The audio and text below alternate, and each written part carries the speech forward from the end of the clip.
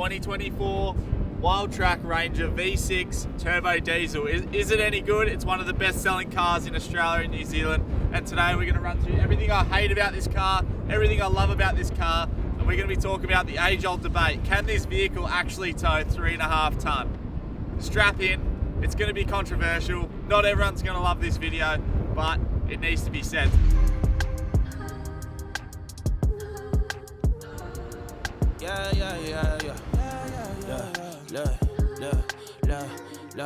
Never switch on the homies in the day ones. They didn't wanna open doors, so we made some. Take a bow on these haters like I'm Trey Young. That direct deposit hitting like a bass drum. Incoming, coming, coming, coming, keep it in, coming, coming, coming, keep it in, coming. Rightio, so this is a 3-litre V6 turbo diesel engine sporting 600 Newton meters of torque and 184 kilowatts. So there's some pretty impressive numbers. Behind that, we've got a 10-speed automatic, and I'm going to talk a little bit about that later, whether I love it or hate it. This vehicle starts at around that $75,000 mark. This is the Wildtrak, so I believe there's a Platinum. So this isn't the base model. This isn't probably the top spec. The Wildtrak's somewhere in between, but let me tell you, it's got plenty of gizmos. The curb weight of this vehicle is 2384, so just under 2,400 kilograms. It's got a GVM of 3,350 kilograms, and it's got a maximum brake towing capacity of 3,500 kilograms. I'm going to talk a little bit about the exterior, what I love, what I hate. Now, the Wildtrak comes with this hard tonneau cover, tub cover, and you just have to click the key twice and it opens up. How cool is that? I absolutely love this feature because we've been storing surfboards and stuff in the back here, and I know it's not going to get pinched, so I love that. They've also thought of everything. They've built a really high tub, which looks really cool, but is it practical? Well, it is now, because they put a step there.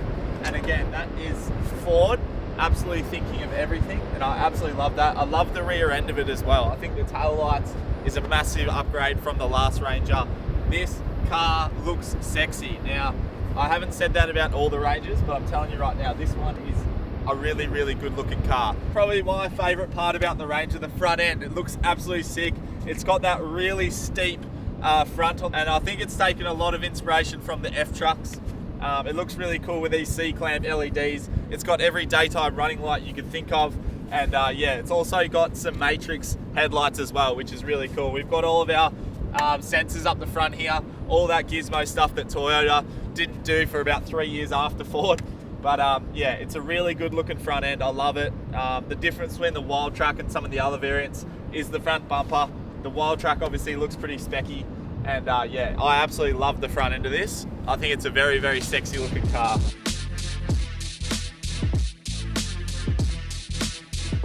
Right, I've spoken a little bit about the exterior. Now let's look at the interior. Ford has really lifted their game here. I absolutely love the interior of this car. Let's start up the dash. The dash is really nice. It's not too high. Even short people like Sarah can see over the top, so don't worry about that. We've also introduced a nook here, which is awesome. Sarah puts her Kindle and all sorts of stuff in the side here, which is great.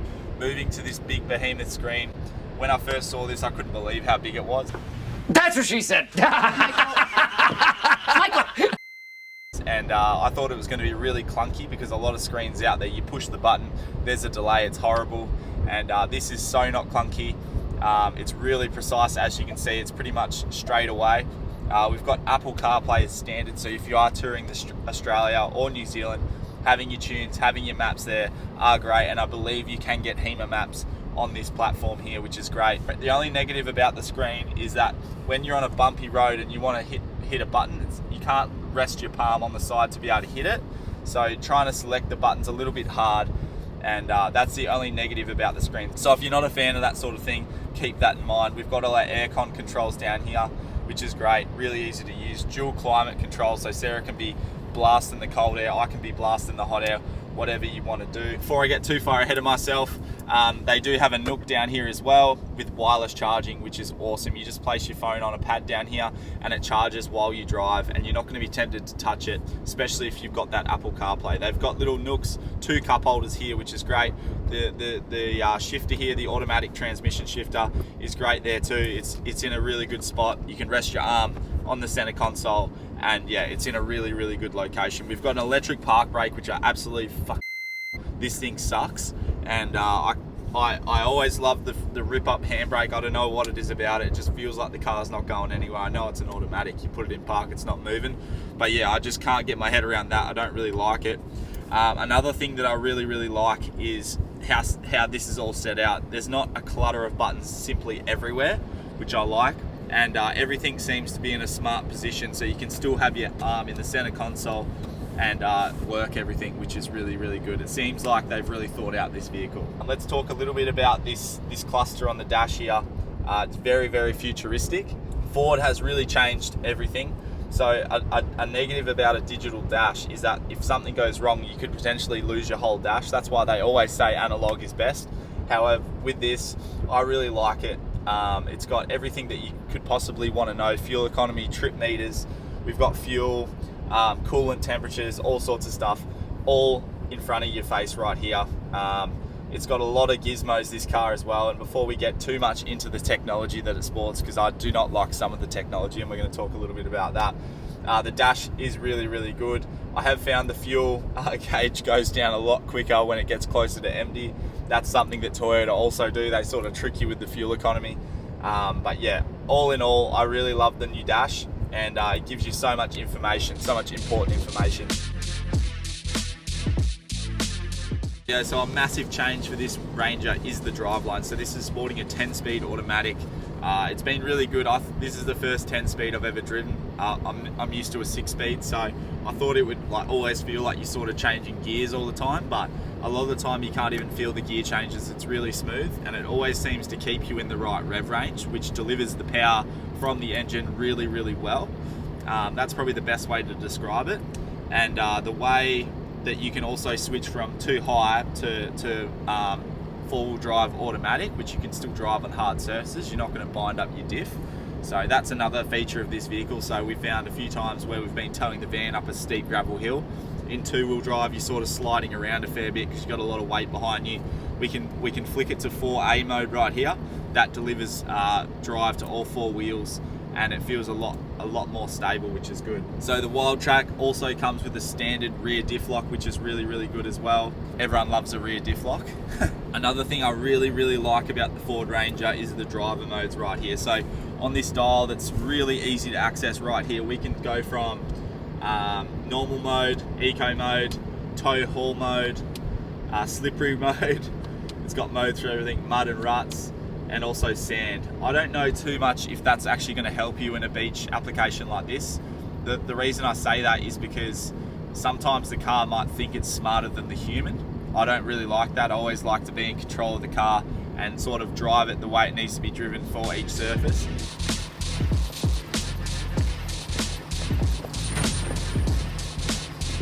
One of the modes that I've been using all the time is the tow haul mode. Now what that does is reprograms the shift points in this 10-speed transmission.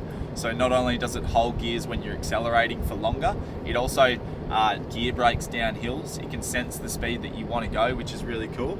So instead of having to be on the brakes all the time, the engine is actually gear braking a little bit. It doesn't do the best job like, say, a truck or a big diesel, but it definitely helps when you're going down these steep roads, and trust me, in New Zealand we've been really testing that out.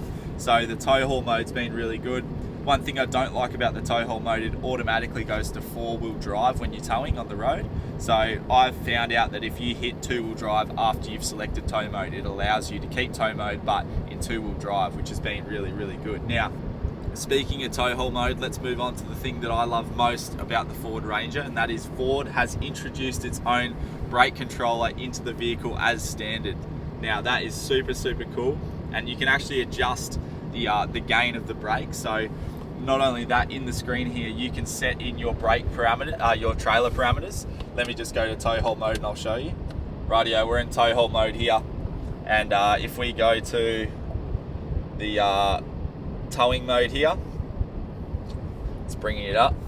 You can actually add your trailers, add the weights of your trailers, add how much brake controller you want to add to each trailer. So if one needs a lot more brakes than the other because of weight or whatever, it just does it automatically. You select that trailer and away you go. You also can manually pull the brakes on and off by sliding this, So this will pull the brakes on a little bit, and that's obviously full when you fully squeeze them. So if you're ever in a situation where you need to do that, it's awesome. They've thought of everything, and this thing is so much smoother than the aftermarket ones you put on your vehicle. Trust me, I know.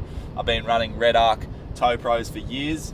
This thing absolutely kills it in terms of smoothness. You pretty much don't even know the trailer's behind you sometimes when you're braking. So that is awesome. I wish Toyota would do things like that. Ford, massive tick on the tow controller. Rightio, just while we're on towing, it's a massive part about what me and Sarah do around Australia and New Zealand.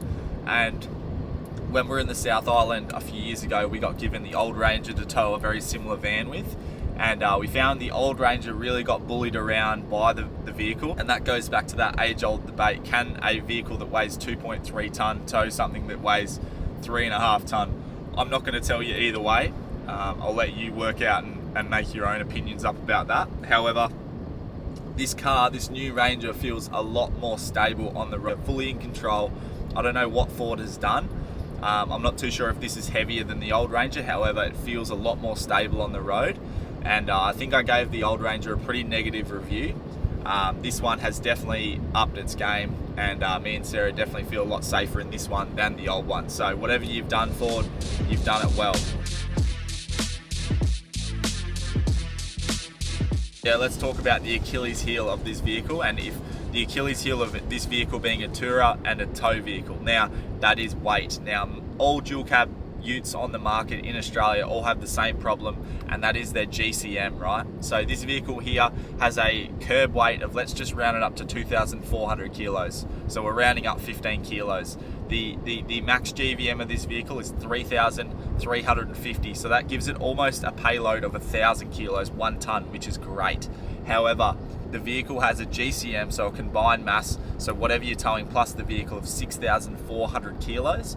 So to be able to tow that 3.5 ton, which this is rated to tow, 3.5 ton, you have to keep the vehicle under 2,900 kilos, giving you around that 500 kilo payload. So you halve your payload essentially straight off the bat if you do desire to tow that 3.5 ton. Now, the curb weight's 2,400 kilos. Then we go and add a Caravan's ball weight, which in some cases, a lot of the time, is 250 to 300 kilos. So we've already consumed that little bit of payload. Plus, we're also adding 2 people, fuel, food, passengers, people have dogs and kids. You can see how quickly you're going to consume that weight. That is the Achilles heel of that vehicle. Of this vehicle, you can't be at your maximum GVM and still tow the maximum brake towing capacity, which is unfortunate. But like I said, that's not the Ranger's fault. It's the same across Hilux, Volkswagen, freaking everything on the market pretty much in the dual cab range. They all have the same problem. So that is the Achilles heel. Can this technically tow 3.5 ton? It can, but only just, given what I've just said. Another massive topic about these Rangers and towing and touring around Australia is fuel economy. So let's talk about the engine and whether we've been happy with that. So like I said, this is a 3-litre turbo diesel V6. It goes like an absolute cut snake when you're not towing. Let me tell you, it goes hard, and it's very, very powerful when you're not towing. The fuel economy we've been seeing is 10 to 11 litres if we're not towing, and that's a mix between freeway, a little bit of town driving, stop-start stuff. So 10 to 11 litres out of a bigger vehicle, that's fantastic. I think that's awesome. And apparently this car is putting out 600 Newton meters of torque. Now, that's definitely at the flywheel. Them numbers are definitely at the flywheel. It doesn't have unlimited power, but again, if I was comparing this to a Hilux or another dual cab ute, I think that I would be pretty impressed with the amount of power this dual cab has. However, we're coming straight out of a V8 Land Cruiser, twin turbo V8 Land Cruiser, so there's no replacement for displacement, and I know I'm probably being a little bit hard on it in that respect. It does tow 3.5 ton well, and like I said, that 10-speed really delivers the power nicely. I feel like at times I've put a lot of stress on this vehicle, towing it up hills. Like, I feel like I'm asking a lot out of a smaller engine. That's sort of how I feel. And so even when I put my foot down and we've got that big load behind us, sometimes I do feel like I'm not giving this car any mechanical sympathy. But like I said, without towing, it goes like a cut snake. With the 3.5 ton van behind it, it definitely does do it. And like I said, the 10-speed box definitely helps deliver that power really, really nicely. So the next question you'll have is fuel economy while towing. Now, we've done a mix between hills, freeways, expressways they call it over here in New Zealand, which is just like dead straight freeway roads, really flat ground. And we've seen an average fuel economy of 22 litres while we're towing. So that is a little bit more juicy than I thought it would be, because we get the same out of our V8 Land Cruiser in Australia, towing the exact same van. So it was a really good comparison between what the V6 is going to consume, a smaller engine working harder, versus a bigger engine that doesn't have to work as hard. So they use about the same amount of fuel, which surprised me because I expected this to be a lot better on fuel. We've also had the 4-cylinder Wildtrak Ranger alongside us towing a van as well. Our good mates Bill and Cherie were towing a van with that, and they were seeing fuel economy of like 16 litres. A little bit smaller van, but that smaller engine was definitely doing a lot better fuel economy than the V6 turbo diesel, which is 22 litres. I'm pretty happy with that, especially because New Zealand's pretty hilly. But yeah, I thought potentially it could have been a little bit better. I've spoken a lot about this vehicle in a positive note. Like, it is a very nice vehicle. It's got a lot of things going for it, and I can see why it's one of the top selling vehicles in Australia and the most popular tow vehicles in New Zealand. Let's talk about a few things that I didn't really like about the vehicle. And the first one is the technology. A lot of the technology is great. However, I'm always getting messages on the dash popping up like, this is deactivated, this is activated. It's all little acronyms that I have no idea about. I don't really love that because I don't really know what's going on. I don't understand the vehicle. Sure, as I get to know the vehicle, if I had this for a year, it would be a little bit different. But like lane assist, I don't really love, because the vehicle's thinking that it's smarter than the operator, which I'm a little bit old school, a little bit of a traditionalist, so I like to be in control of the vehicle. Rightio, here's an example of the car having too much technology. Now, at the moment, I've set the steering to automatic and I've got cruise control on, and I'm just going to show you what it does on this corner up here. It's absolutely bizarre. Pretty well, I'm just going to take my hands off the wheel for 1 second. I'm going to show you that the car is going to fully take over already. I'm not doing anything here. It's going to turn this corner. Look at this. That is too much technology. Too much. Yeah, that's crazy. Yeah, some of the tech's awesome, like the tow. The vehicle's on leaf suspension, so it is a ute. Going out of a coil vehicle, I know I'm not comparing apples to apples, but the ride quality in this vehicle isn't the best. Now, I know it's lifted, but I drove a stock one as well, and it was the exact same. The leafs in this vehicle are as light as we possibly can have them, and technically when we're towing, the van is making the vehicle sit up a little bit, so you can tell that the springs aren't too stiff. However, it's still got that rougher ride, and like I said, when you're trying to hit the buttons on the screen with that rough ride, often you miss the button and you hit something completely different, which is a small pet peeve, but it definitely gets a little bit annoying after a little while. And the last thing about the Ranger is like I said, how it's a little bit sluggish with the 3.5 ton behind it. I am asking a lot. Like I said, I'm comparing a V8 Land Cruiser to a V6 smaller capacity engine, but yeah, that's just the comparison that I'm making. And like I said, if I got out of a Hilux or a Volkswagen or something else, I'd probably be very impressed with the output of this engine. But when I'm towing 3.5 ton, it's sort of been a little bit underwhelming. Rightio, my last pet peeve is the simplest thing in the world, and that is Ford has taken away the door handle, and now it's in the arm grabby thing. So you've actually got to, I don't know if you can see that, but you've actually got to physically, and every time out of habit I go to open the door and I'm like, I can't open the door. I don't know where the door handle is because it's hidden behind that. Anyway, you'd probably get used to it if you own the car full time, but even after a whole month of using it every single day, I'm still not doing that. So anyway, that's another little pet peeve, Ford. Rightio guys, all in all, I'm giving the Ranger a 9 out of 10. So the car is fantastic, and especially for that price range, 75 grand. I think some are going for around 80 grand for the Wildtrak, but that price range is absolutely fantastic, and it tows 3.5 ton. It does it well, and like I said, I'm probably nitpicking a lot of the stuff. The car looks good, it drives really, really well, and all in all, I think that it's a fantastic car. Do I think this car is safe to tow 3.5 ton with? And I'm gonna say yes, I actually think it is. It doesn't get bullied around at all. And in comparison to the older models, I definitely think whatever Ford's done to this vehicle has definitely freaking helped it, because it feels stable on the road. And I think that it can safely tow 3.5 ton, given that you're under your 2,900 kilo GVM, which I was talking about before. But all in all, fantastic vehicle. And yeah, when I first got in it, I was very, very impressed, and it's done a fantastic job towing a 3.5 ton caravan. So I hope you guys have enjoyed this video. I hope it's made it a little bit clearer if you're potentially thinking about buying a Ford Ranger. If you've appreciated our insight, hit that subscribe button, and we'll see you next time. Thanks, guys.